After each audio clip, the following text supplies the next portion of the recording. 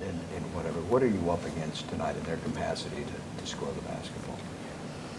Well, they present, a lot of problems. That was an impressive game to watch, the Portland-Indiana game. As a fan, just watching that game, the plays that were made throughout the course of the game by different individuals.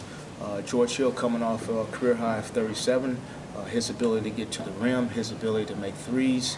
And then pick and roll was extremely tough. You got Hilbert rolling, you got David West being able to pop and make shots, Luis Scola being able to do the same thing. So, and that was with Paul George having an off night. So, a lot you have to handle. Best team in the East, from your performance against the best in the West, what do you take from that with this young group of basketball players? Having looked at the video and gone over it with them, what did you do particularly well in that game? Well, I think you take a lot of different lessons. You take the difference in the two halves and being able to concentrate on the game plan, being able to stick to it, trust it, communicate it, and give it an opportunity to succeed. And that's what we did in the second half. We talked about helping ourselves. There were a lot of situations where we could have helped ourselves in the first half. Then you go back to the Indiana game. We showed we can score the basketball, 50 points in the first half, but just continue to be committed throughout the course of the game. There's going to be some adversity in this game. They're too good of a team. Their defense is too good. But being able to continue to trust each other, to get shots. We need to score more in the paint. We got to have more than 30 points in the paint. Last time we played Indiana, we get over 50 against Oklahoma City, so we showed we can get to the paint against shot blockers and be successful. Coach. Paul came up with great notes, Stats Inc. You're the first team since '91 to have 6 players average at least 12 a game. You've always said that you don't ever go into a game telling somebody where the ball's going to go.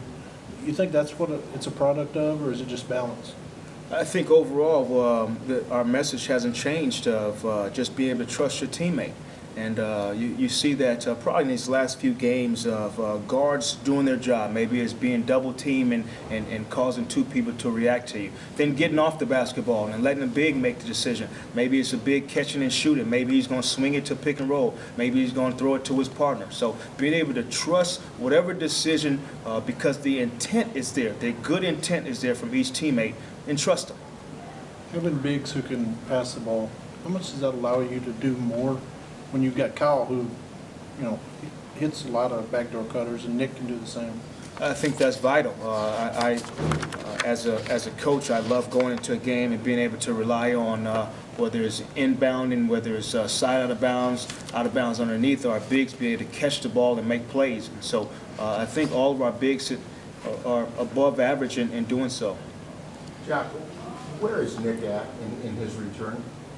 Where do you think he is right now as far as having missed that time and coming back? He's probably not 100%, just because, like I said, I put him in the upper echelon of the guys that conditioning-wise, and so he'll get a good test again against Hilbert tonight, and the physicality of being able to bump and still run the floor and then make that shot in the fourth quarter, and that's all conditioning, but I don't think he's 100%. You mean the concussion? He's okay from that? Just concussion-wise, he's fine. Conditioning-wise, yeah. Coach, you hear about the 24-hour rule, putting a loss or a big win behind you in 24 hours and moving on to the next. Do you find that true heading into this one, or can you kind of ride momentum on how big of a win that was against the Thunder? I really think you just you take each game as it is. You take the lessons from the games previously and you try to use them, whether good or bad. There'll probably be an opportunity for me to reflect back in a huddle or something of that nature where we've been here before, we played this team, this is how we found success. So you can reflect back on that game, but we don't know how this thing's going to play out tonight. It can be an entirely different game. In your film review of that inbounds pass where you got the 5-second violation, yes. What did you see execution-wise, and how do you guys avoid that from happening again? I told the guys as we watched it that I'm going to rip up all inbound plays that are heading towards the sideline. So there it goes. We won't have another. Jacque, you talk about points in the paint and Nick tonight playing against Roy. What does Nick have to do to go from here to here?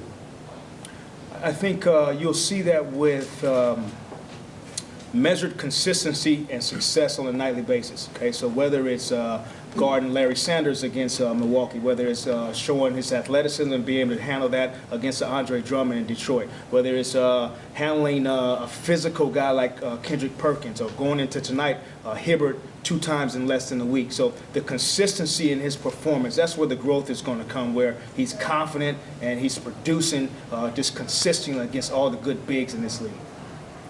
Speaking of confidence, 2 games in a row that Mo's played the entire fourth quarter. Do you sense a confidence in him, or are you more confident in him now than you might have been a few weeks ago? The whole part of this process is from A to Z that player is not the same. Okay, we're somewhere in the middle. Where's middle? N, M, O, somewhere around there. So I just want growth from A, and that's where we're at right now. And he's at a position right now where he's garnered some trust from the coaching staff, and we've put him in a position to find success, and he's leaned on that, and he's gotten better. He's deserved those minutes in the fourth quarter. I want it to continue. I want it to be a struggle and a battle for me to think, who am I going to leave in the game in the fourth quarter? Coach, last time you played Indiana a week ago, their bench outscored your bench 49-19. During this 4-game home winning streak, your bench is averaging 41 points per game. How do you keep them loose now that expectations are starting to go up as far as what you're expecting out of them? I think you don't panic when a guy turns the ball over. You still hold them accountable. The accountability comes from each other. They don't want to let each other down. Again, important tonight, second unit. Last time at their place, Granger, C.J. Watson, Louis Scola really turned the game around. So great challenge for our guys to come out and meet that challenge. Going back to Nick, as far as this season goes, is it more about him staying healthy more than him actually making the jump? It seems like, back in December when he got over the ankle injury, he started putting some big games together, and then he had the concussion, and so now, he's got double-doubles in 3 of the past 4 games. Is it just about him staying healthy and staying aggressive? We really think he's going to stay, healthy. That's the goal, and I think he's proven that he's a guy that can play, mass minutes. He takes care of himself. He takes care of his body. The concussion, that's kind of a fluke thing. Besides that, he would have had the ankle, and I think he would have played in all those other games. Everyone good? Coach, why- Right. maybe, Thanks, is it-